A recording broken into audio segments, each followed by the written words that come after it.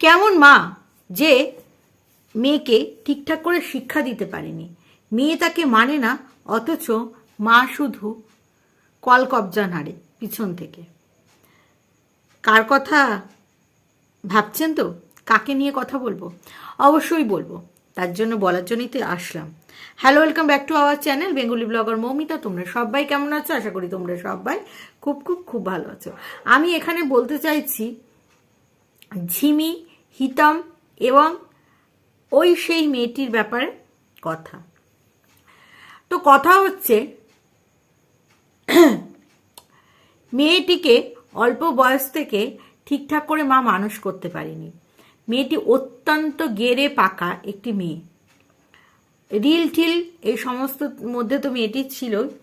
তারপরে এই যে যারা এই সমস্তর মধ্যে থাকে অল্প বয়সে, প্রেম প্রীতি বিয়ে সংসার এগুলো কিন্তু হয়। তো যাই হোক, বিয়ে হয়ে গেল, ঠিক আছে, হিতমের সাথে। তারপরেই হিতমের সাথে মেয়ে সংসার করতে পারলো না। তারপরে তো আরও অনেক কথা, বাচ্চা নষ্ট, সোশ্যাল মিডিয়া, আমরা এদের কাছ থেকে কি কি আমরা শুনিনি। কোনো ভালো শিক্ষা কি একটাও পেয়েছি? বলতে পারবেন আপনারা যে এদের কাছ থেকে আমরা কোনো ভালো শিক্ষা পেয়েছি? না দর্শক বন্ধুরা, আমরা কিন্তু কোনো কোনো কোনো কোনো ভালো শিক্ষা পাইনি। তো এই বেশ কিছুদিন ধরে চিঙ্কি আর ঝিমিকে নিয়ে বেশ কথা উঠছে। ঝিমি মানে অতিরিক্ত ভালোবাসে, অতিরিক্ত ভালোবাসে। এবং ঝিমি অল্প বয়সে তো ভুল করেছেই, ঝিমিও ঠিক তাই অল্প বয়সে ভুল করেছে। এবং আমি সবসময় ভাবি, ছেলেটির মাই বা কীরকম, হিতমের মাই বা কীরকম, যখন একটা ওনার ছেলে আন্ডার এজে বিয়ে করলো, বিয়ে করার পরে সংসার করতে পারলো না, তারপরে ছেলেকে বোঝানো উচিত, বলা উচিত যে বিয়েটা এরকম ছেলে খেলা নয়। হুটহাট করে কোনো মেয়ের সাথে সম্পর্কতে জড়িও না বাবা, নিজে প্রতিষ্ঠিত হও। প্রতিষ্ঠিত হওয়া মানে অনেক টাকা অল্প বয়সে চলে আসলেই সে প্রতিষ্ঠিত হয়ে যায় সেটা না। যথেষ্ট সুন্দর করে তোমার বুদ্ধি আসুক, সব কিছু আসুক, তুমি একটু বড় হও, তোমার মধ্যে ম্যাচুরিটিটা ঠিকঠাক করে আসুক, তারপরে গিয়ে তুমি বিয়ে করবে। কিন্তু না, আবার সেই ঝিমিকে বিয়ে করে নিল। ঝিমিও অল্প বয়স। যাই হোক, অল্প বয়সে যেটা হয়, হিতমেরও সেই জায়গাটা শূন্য ছিল, যেহেতু তার প্রথম বউ চলে গেছে। সেই সময় কোনো একটা মেয়েকে দরকার ছিল। কিন্তু হিতম কি মনে মনে ঝিমিকে ভালোবাসতে পেরেছিল? না। হিতমের মনে কিন্তু ওই ঈশানী আছে, ঠিক আছে, মানে তার প্রথম বউ। শুধু তার সাবস্টিটিউট বা তাকে জ্বালানোর জন্য ঝিমির সাথে অভিনয় করলো। ঝিমির জীবনটা এইভাবে নষ্টই হয়ে গেল। এই দিক থেকে ঝিমির, ওটা নিজের বাবা নয়, সৎ বাবা, সৎ বাবা মেনে নিতে পারছে না মেয়েকে। আচ্ছা, যদি মানছি যে সৎ বাবা সব কথাগুলো কিন্তু ভুল বলছে না, তার মেয়ের জন্য সন্তানের জন্য যেগুলো ভালো হবে সেটাই করছে, কিন্তু কোনো কোনো সময় সন্তানের দিকে ভেবেও একটু ছাড় দেওয়া উচিত। সন্তানকে এইভাবে যদি ছেড়ে দেওয়া যেত যে নে তুই সংসার কর, দেখি কীভাবে সংসার করতে পারিস। হ্যাঁ, তার মানে এই নয় যে তুমি ঝগড়া করে বাপের বাড়িতে আসবে। তুমি বাপের বাড়িতেও থাকবে, শ্বশুর বাড়িতেও থাকবে, কিন্তু তুমি শ্বশুরবাড়িতে বেশি থাকবে, মাঝে মাঝে ঘুরতে আসবে, অবশ্যই স্বামী নিয়ে আসবে। এইভাবে করে যদি করা যেত, সম্পর্কটা হয়তো বেঁচে যেত, হয়তো। কিন্তু ঝিমির বাবা প্রথম থেকেই বলছে যে তার জামাইকে মানবে না, সে বিয়েতেও ছিল না, অথচ মা কিন্তু মেয়ের দুঃখ কষ্ট সহ্য না করতে পেরে মেয়েকে বিয়েটা দিয়েই দিয়েছে। মারা বোধহয় এরকমই হয়, ইমোশনাল। তো ঝিমি স্বামীর কাছেও একবারে থাকতে পারছে না, কারণ স্বামীরও সেইভাবে মন নেই। স্বামীরও মানে মন ওই মেয়েটির কাছে চলে যাচ্ছে, ওর সাথে শুধু অভিনয়, ওকে শুধু ইউজ করে যাচ্ছে। এই দিক থেকে শ্বশুরবাড়ির লোকরাও তাই। শ্বশুরবাড়ির লোকরাও যদি একটা মেয়ের কানের সামনে বলে আগের বউ ভালো ছিল, এই ছিল, ওই ছিল, সেই ছিল, একটা মেয়ের মনে কিন্তু চাপ পড়ে, প্লাস বাবা মায়ের থেকে দূরে আছে। মাঝে মাঝে তো বাবা মায়ের কথা মনে পড়ে না কি দর্শক বন্ধুরা? বাবা মায়ের কাছে তো যেতে ইচ্ছা করেই, তাই না? তো এইটাই হলো ব্যাপার।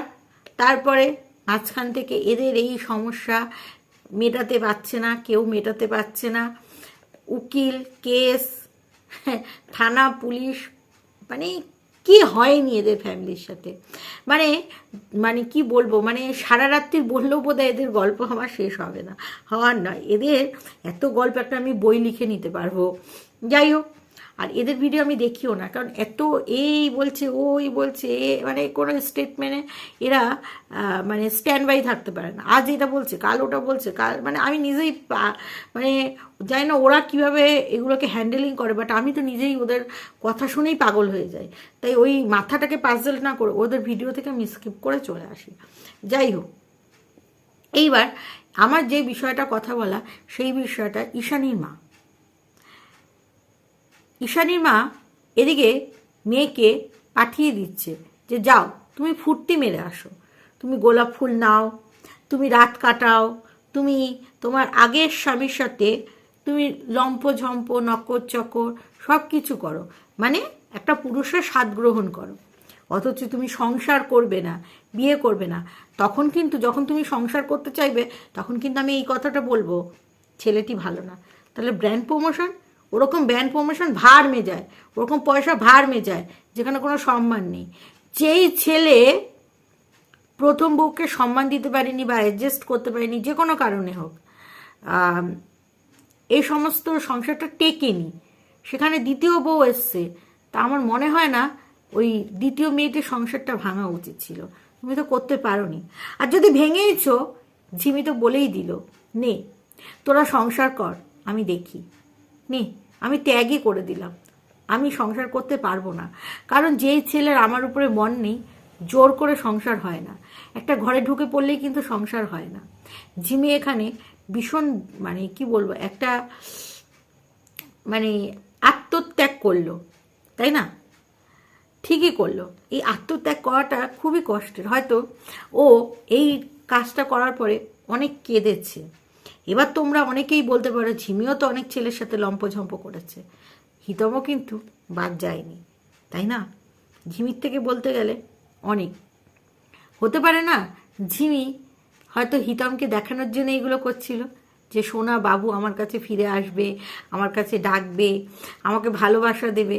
অনেক কিছুই কিন্তু হতে পারে, সব কিছু কিন্তু ওইভাবে সম্ভব নয় ঘরে বসে জাজমেন্টাল হওয়া।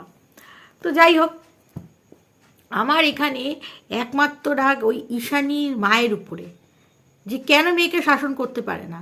যখন ডিভোর্স হয়ে গেছে বা বসে একটা আন্ডারস্ট্যান্ডিং হয়ে গেছে, সেই সময় কিসের জন্য আবার ব্যান্ড প্রমোশনের জন্য অনেক ছেলে আছে, হ্যাঁ, ওকে বাদ দিয়ে ওর সাথেই।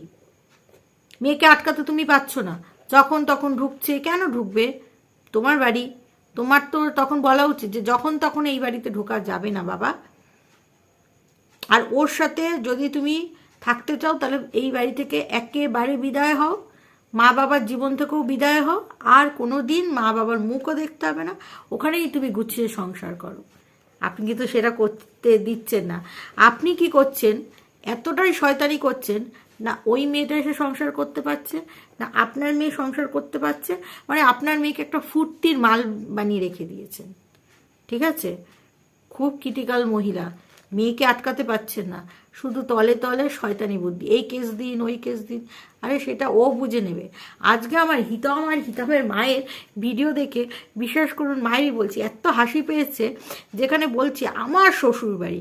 এই কিছুদিন আগেই আমরা দেখেছি না যে হিতম তার শ্বশুর বাড়ির শ্বশুর এবং শাশুড়িকে এবং নিজের বউকে তো অবশ্যই রামপাট কিস্তি করেছে, না ঝিমিও করেছে, কিন্তু হিতম কি পরিমাণে কিস্তি করেছে। আমি মানলাম মানে ঝিমির মাথার সমস্যা, মাথার ব্যামো, কিন্তু হিতমের তো মাথার সমস্যা নেই। তাহলে হিতম তার মানে জেনে বুঝেই করেছে। আমি শুধু ঈশানীর মাকে এই কথাটাই বলবো, হয় সংসার করতে দিন মেয়েকে, কি হবে আটকে রেখে, হয় সংসার করতে দিন, না হলে এইসব নোংরামিটা আর করবেন না। আপনাদের জন্য কিন্তু একটা মেয়ের সংসার নষ্ট হলো, আর কত এরকম সংসার ভাঙবে, তাই না? আর যদি ওই ছেলেটি বা অতটাই খারাপ হয়ে থাকে, তাহলে মেয়েকে নিজের কন্ট্রোলে রাখুন, ঠিক আছে? আপনারও সম্মান যাচ্ছে, ওই ছেলের সাথেই সংসার করতে দিন না। আর অন্য কোথায় ছেলের সাথে সংসার করতে পারবে বলে আমার মনে হয় না। আপনাদের যা মানে কেচ্ছা বাজারে রটছে, ও মাই ডগ টাইপস।